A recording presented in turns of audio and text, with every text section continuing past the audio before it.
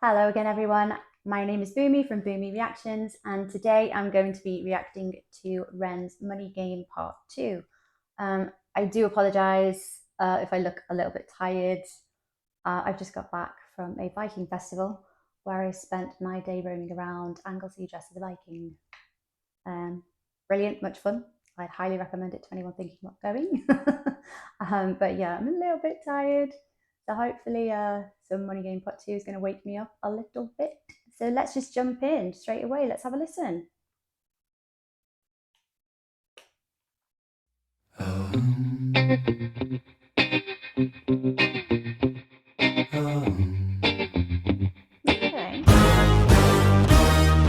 Strange time we're living in, panic and hysteria. Poor man learn, the rich man don't care for your narcissist mindset spread like malaria. Sit back and watch the show. America, Britain split through fickle shit. A government of hypocrites. These counterfeit politicians sit in parliament, not adequate. Come on. Needlessly bleeding, resources all dry. Turn a blind eye if it means a pay rise. Oh, what a shame it would be, I would die if number 10 Downing Street burned in a fire. Only joking, only messing. Just a few things. So I like the change of pace here. It's kind of picked up a little bit, so it seems a little bit more kind of big bandy. I like the trumpets. It's a bit of a change of pace. It's a bit more, got a bit more of a beat to it. Okay, so I think we're going with similar kind of themes to Money Game Part 1.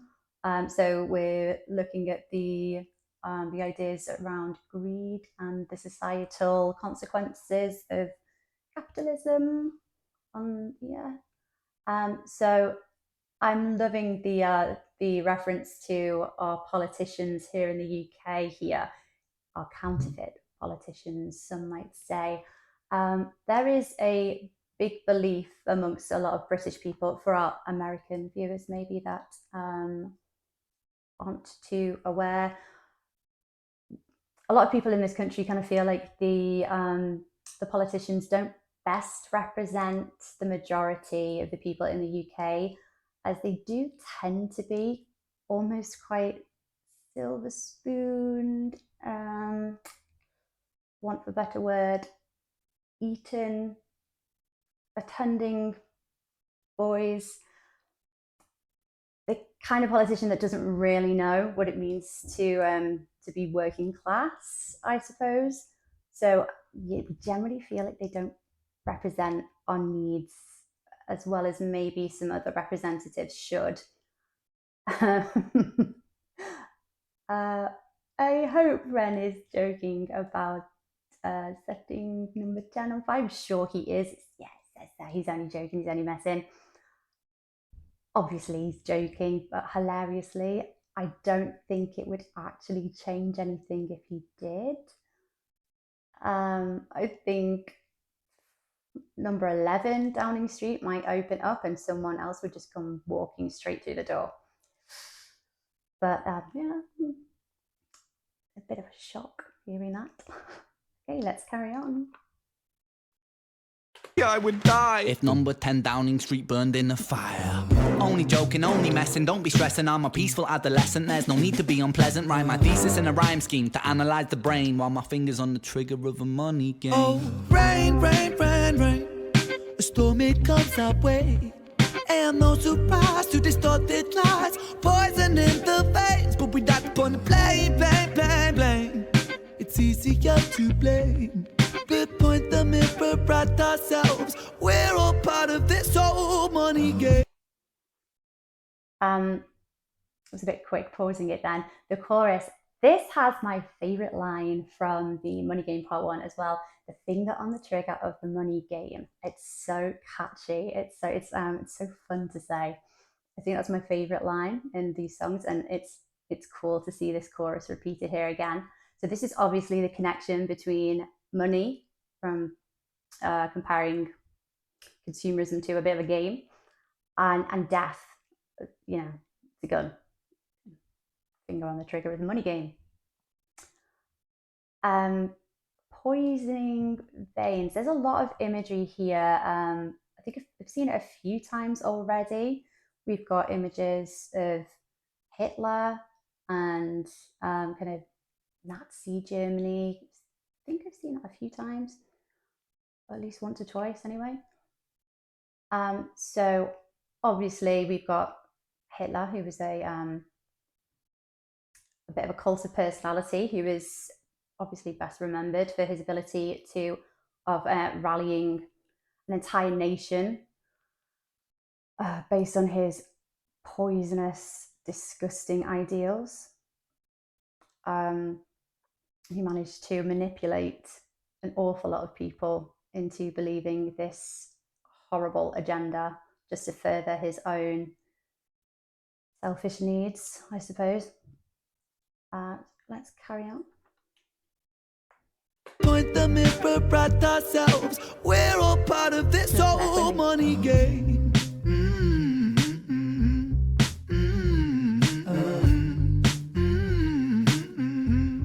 This old money game.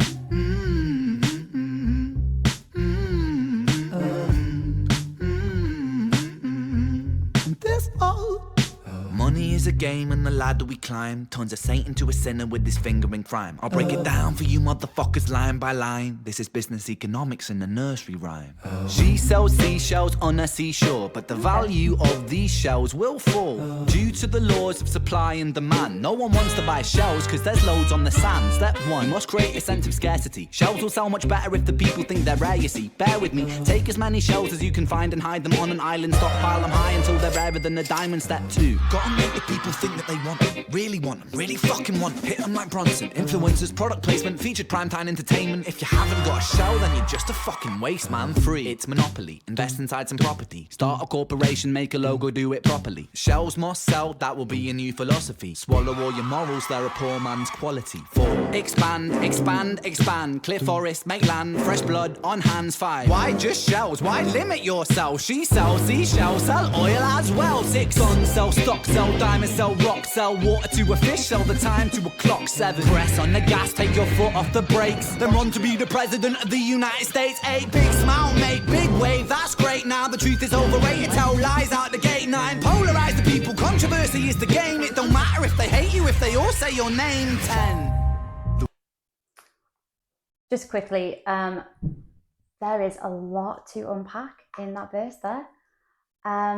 I love his analogy of the she sells seashells on the seashore. I am not very good at saying that. I love that. It's such a simple, such an innocent concept. I don't know. I get connotations of, it conjures up images of like childhood, like, you know, we all waddle onto the beach, we all want to look around for shells, and it's just a nice little funny game that we make of it. And something so simple as collecting these little shells around and maybe selling them for presumably not much money. And it's almost satirical that you would take such a childlike, such a simple concept and then twist it into this massive money-making scheme that's so manipulative. I think, did he say number 2 was to stockpile as many of those as you possibly can to create this idea that they're rare, to create this illusion of disparity, and then make people want them, really, really fucking want them. I suppose that kind of influence would be aided by our media, to create this illusion that you want something that is so common, usually so common. I love that analogy.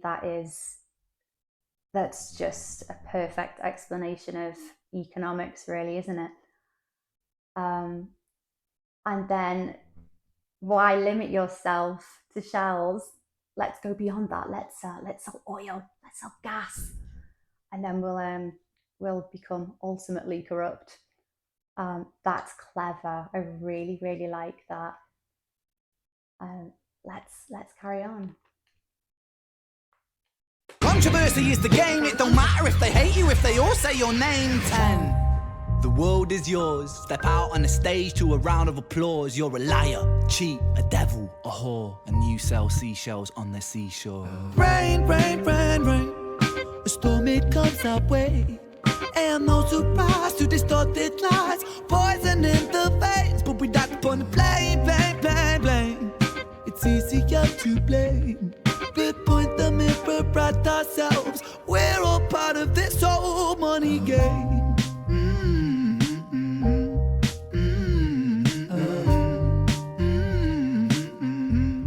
This old money game.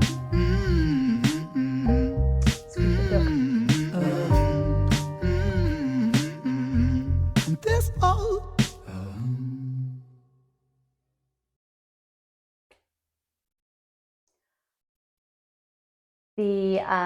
The circling back to the phrase, what was the phrase?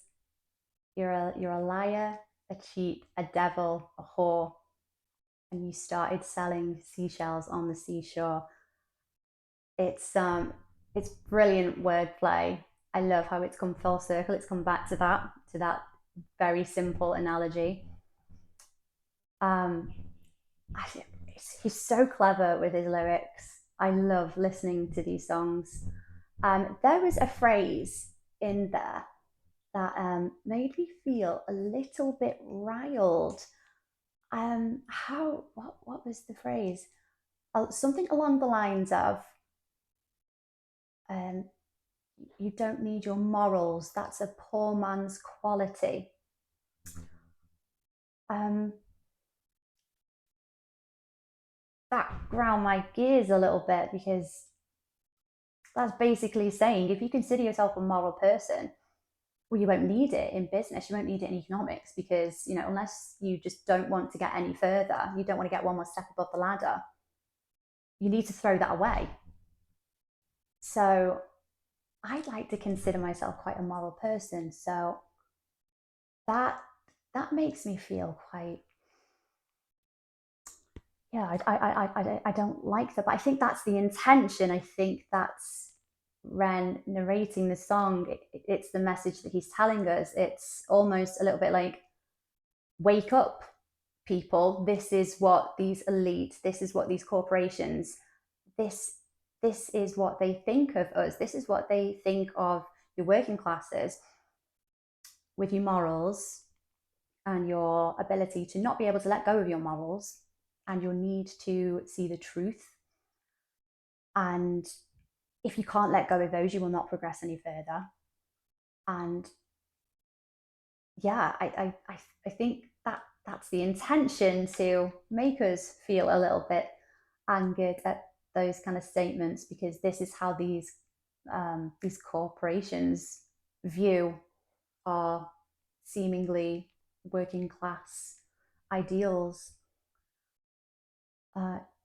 Yeah, I feel like this entire song, it's a bit like, I don't know, it feels almost not quite like a sales pitch, but it feels like it's trying to really fire us up, rally us up. It's a bit of a calling to all of us. Does anyone else kind of get that feeling in this song? Like, this part two feels a little bit more, I can't think of the word for it, a bit more produced on like a bigger scale. Like, the music feels a little bit more, not quite big bandy, but there's more instrumental in it. It feels more, I can't pinpoint the word. Someone help me out. Articulate what I'm trying to say, not very articulately. I feel like Ren is trying to awaken us to the values of these corporations and the elite and the politicians, the people that are willing to extort us for their own gains. And it's done its job. It's made me quite angry. Obviously not at you, Ren. But yeah, the message, it's definitely stirred something in me. let me know how this has made you guys feel as well. Am I completely off here? Am I am I alone in feeling a bit rallied and angry? But Ren's ability to this play on words, it's so fun. It's so intelligent. I love the way you circled back to this analogy of the seashells. So yeah, if I if I've missed anything else throughout this video, guys, let me know. Feel free, drop a comment. There's also a lot of similarities to games. Obviously, it's called the money game, but we see a lot of images in here of actual games, like TV games, like Who Wants to Be a Millionaire, I think was in there, and a few others. They escape my, I don't know what they're called, I forget. But yeah, like televised, kind of money games. I like that. We also see a little clip. Really, there's a lot of images going on in here, but I like that we have quite a few images from Money Game Part One that are just thrown in there as well, quickly thrown in there. So yeah, that was very interesting. I am not a overly political person. I think quite a few of those images were more related to American politics, which I apologize, I'm not overly clued up on. But I imagine there's direct links and references there as well, possibly similar to our politicians in how they get to the positions that they're in. And it's just corrupt. Yeah, but do drop a comment if there's any big elephant in the room, obvious messages that I've not picked up on here, guys. So yeah, this has been a pleasure to watch. So thank you for watching my reaction today. Again, I apologize for being a little bit hard to sleep. And I'll see you in the next video. Okay, bye.